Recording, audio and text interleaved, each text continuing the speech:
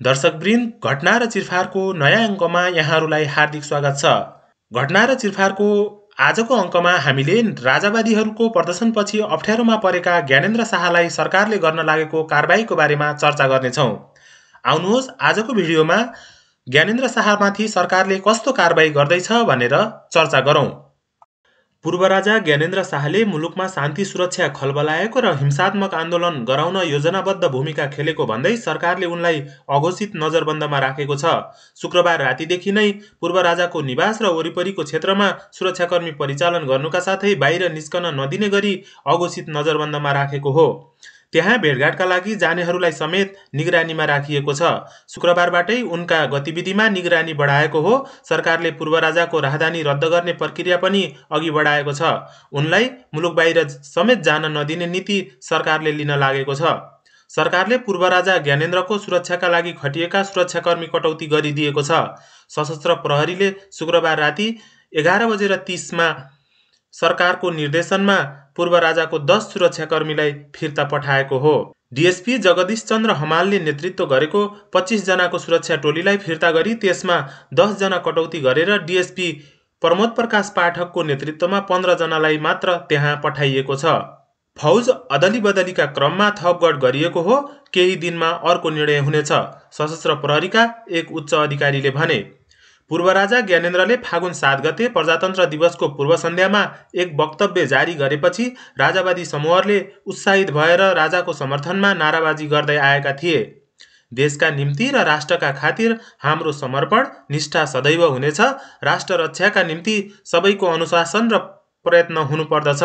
हामीले पहिले पनि राष्ट्रिय समस्या सुल्झियोस् भनेर त्याग गरेका हौँ। पूर्व राजाले त्यसै बेला भनेका थिए, अब नेपालको उन्नतिका लागि हामीले अरू के त्याग गर्नुपर्ने हो, तयार छौँ। अब समय आयो, राष्ट्र जोगाउने हो भने, राष्ट्रिय एकता कायम राख्ने हो भने देशको समृद्धि र उन्नतिका निम्ति हामीलाई साथ दिन सबै देशवासीलाई आह्वान गर्दछौँ। यही अभिव्यक्तिपछि राजावादीहरूको एक समूहले ज्ञानेन्द्रकै निर्देशनमा पूर्वपञ्च नवराज सुवेदीको नेतृत्वमा आन्दोलनका लागि समिति बनाएको थियो। विवादित मेडिकल व्यवसायी दुर्गा परसाई आन्दोलनका कमान्डर बनाइए। शुक्रबार प्रदर्शन गर्नुअघि पूर्व राजा ज्ञानेन्द्रको निर्देशन लिन बिहीबार उनीहरू निर्मल निवास पुगेका थिए। निर्मल निवासबाट फर्केर आएपछि पत्रकार सम्मेलन गरेको सो समूहले शुक्रबार 2 जनाको ज्यान जाने गरी हिंसात्मक आन्दोलन गरेको थियो। सोही विषयलाई लिएर सरकारले राज्य विरुद्धको कसुरमा पूर्व राजा ज्ञानेन्द्र विरुद्ध अनुसन्धान गर्नुभएको छ। सरकारले संविधानको अधीनमा रहेर अनुसन्धान गर्न गृह मन्त्रालयलाई निर्देशन समेत दिइसकेको छ। गृह मन्त्रालयले आइतबारबाटै काम थाल्ने र एक उच्च अधिकारीले बताए। गृहमन्त्री रमेश लेखकले पनि शनिबार बिहान शुक्रबारको घटना भएको घटनास्थल र सञ्चार माध्यम अनुगमनका क्रममा हिंसात्मक घटनाको छानबिन गरी दोषीमाथि कारबाही गर्ने बताएका छन्। अधिवक्ता राधिका खतिवडाका अनुसार पूर्व राजा ज्ञानेन्द्रलाई सरकारले चाहे 4 वटा कसुरमा मुद्दा चलाउन सक्नेछ। शुक्रबारको घटना पूर्णतः संविधान विरोधी छ। आक्रमण, लुटपाट र आगजनी भएको छ, साथै व्यक्ति हत्या पनि भएको छ।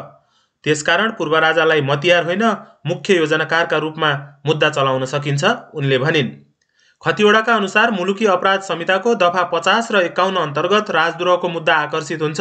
राज्य विरुद्धको कसुर, ज्यान सम्बन्धी कसुर, 3 भन्दा बढी समूहले डकैती गरेको कसुर, हतियार लुटपाट, संगठित अपराधको कसुर पूर्व राजामाथिका मुद्दा चलाउन पर्याप्त आधारहरू हुन्। संविधानको धारा 5 विपरीत कसुर गरे मुलुकी अपराध संहिता 2074 को दफा 50 को कसुर 51 को उपदफा 2 अनुसार राज्य विरुद्धको अपराधमा मुद्दा चलाउन सकिने व्यवस्था छ। मुलुकी अपराध संहिताको दफा 244 क, ग, घ पनि आकर्षित हुनेछ, अधिवक्ता खतिवडाले भनिन्। यसैगरी सरकारले पूर्व राष्ट्र प्रमुखको हैसियतमा दिएका सबै सुविधा कटौती गर्ने तयारी गरेको बेला सशस्त्र प्रहरीको टोली घटाएको छ। नारायणटी राजदरबारबाट हटेपछि पूर्व राज परिवारलाई सरकारले आवास सहितको सुविधा दिइरहेको छ। पूर्व राज परिवारले प्रयोग गर्दै आएको नागार्जुन दरबार सरकारले आवास सुविधा अन्तर्गत उपलब्ध गराएको हो। निर्मल निवास भने पूर्व राजा ज्ञानेन्द्रको निजी निवास हो। पूर्व राजाका सबै सदस्यको सुरक्षाका लागि भन्दै सरकारले सशस्त्र प्रहरीका 155 जना सुरक्षाकर्मी खटाएको थियो। यस्तै इन्धनसहित 3 वटा सवारी साधन समेत उपलब्ध गराउँदै आएको छ। तीमध्ये सशस्त्र 25 जना ज्ञानेन्द्रको सुरक्षाका लागि खटिएका थिए। परिवारका सदस्यलाई खटाएको टोलीलाई पनि फिर्ता गरिएको छ। परिवारका सदस्यलाई दिएको सुरक्षा 2 दिनभित्र सशस्त्रको कार्यदलमा हाजिर हुनेछन्, सशस्त्र प्रहरी बल मुख्यालय स्रोतले जनाएको छ। तर सशस्त्र प्रहरी बलका प्रवक्ता डिआइजी कुमार न्यौपानेले डिएसपीको कमान्डमा 15 जना सुरक्षाकर्मी खटिएको बताए। पूर्व राजा ज्ञानेन्द्रलाई असीमित रूपमा जति पनि प्रयोग गर्न पाउने इन्धनको सुविधा, पूर्व युवराज पारस शाह, पूर्व युवरागी हिमानी शाहलाई उनलाई चालक, 120 लिटर पेट्रोल, मोबिल सहित मर्मत खर्च र पछुवा गाडीलाई समेत पेट्रोल या डिजेल सहितको इन्धन सुविधा दिएको छ। उनलाई नागार्जुन दरबारमा दिएको आवास सुविधा थप 85,000 रुपैयाँ घर भाडा बापतको रकम पनि दिने गरिएको थियो।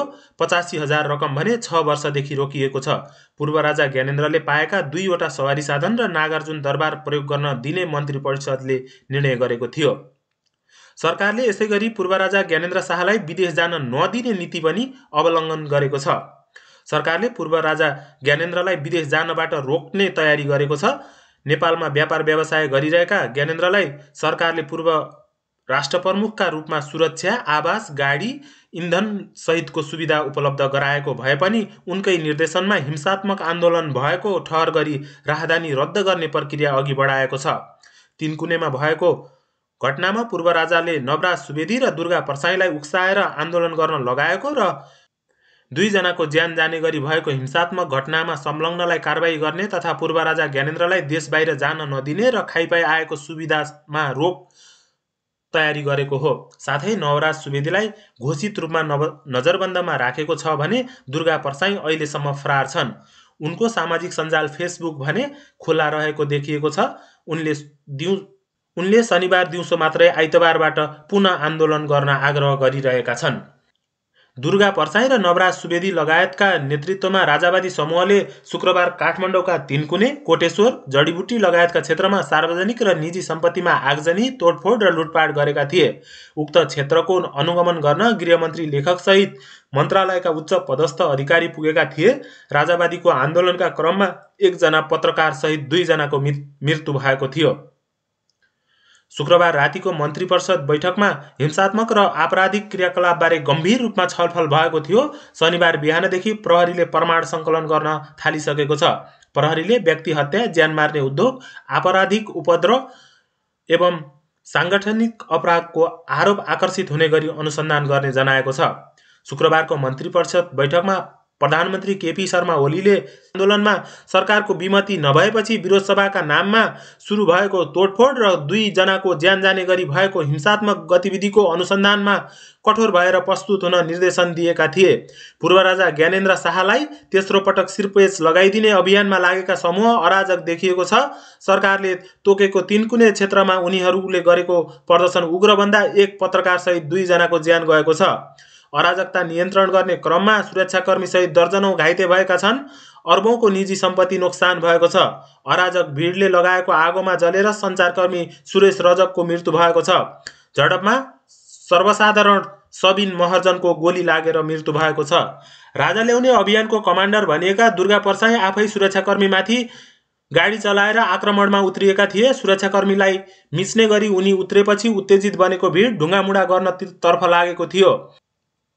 भिड अनियन्त्रित बनेपछि सभाका नायक बनेका नवराज सुवेदी भागेका थिए भने परसाई पनि गाडी लिएर हिँडेका थिए।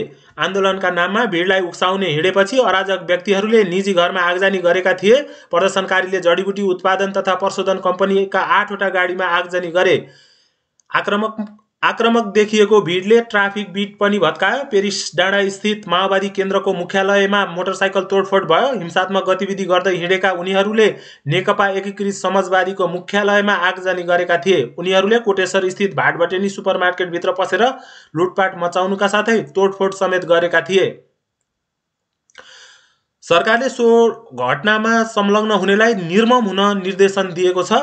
शुक्रबारको घटनापछि प्रहरी महानिरीक्षक आइजिपी दीपक थापाले जस्तोसुकै विषम परिस्थितिमा पनि उच्च मनोबलका साथ काम गर्न मातहतका निकायलाई निर्देशन दिएका छन्। प्रहरी मुख्यालयमा भर्चुअल माध्यमबाट उनले देशभरका प्रहरी कमान्डरलाई सम्बोधन गर्दै शान्ति सुव्यवस्था कायम राख्नु र जीवधनको सुरक्षा गर्नु प्रहरीको मुख्य जिम्मेवारी भएको स्मरण गराए। आइजिपी थापाले आफ्नो क्षेत्रमा कुनै पनि आपराधिक क्रियाकलाप का घटना हुन नदिन, प्रभावकारी सुरक्षा व्यवस्था मिलाउन र आपराधिक गतिविधिको सूचना सङ्कलन गर्न तथा विश्लेषण गरी आवश्यक सुरक्षा रणनीतिसँगै प्रहरी परिचालनमा कटिबद्ध हुन पनि निर्देशन दिए। आफ्नो आफ्नो क्षेत्रमा सुरक्षा योजना निर्माणका साथै सरकारवाला सबै पक्षसँग समन्वय र सहकार्य गरी काम गर्नुपर्ने उनको जोड थियो। अवैध हात हतियार ओसारपसार, विस्फोटक पदार्थ ओसारपसार, तस्करी एवं गुण्डागर्दी लगायतका अराजक गतिविधि नियन्त्रणमा प्रहरीले निर्मम ढङ्गले अगाडि बढ्न पनि थापाले निर्देशन दिए। दर्शकवृन्द, आजको घटना र चिरफार तपाईलाई कस्तो लाग्यो? यदि हाम्रो भिडियो राम्रो लागेमा तपाईहरूले यस भिडियोलाई लाइक, कमेन्ट र सेयर गर्नुहोला। अन्त्यमा हाम्रो च्यानललाई सब्स्क्राइब गर्न नभुल्नुहोला।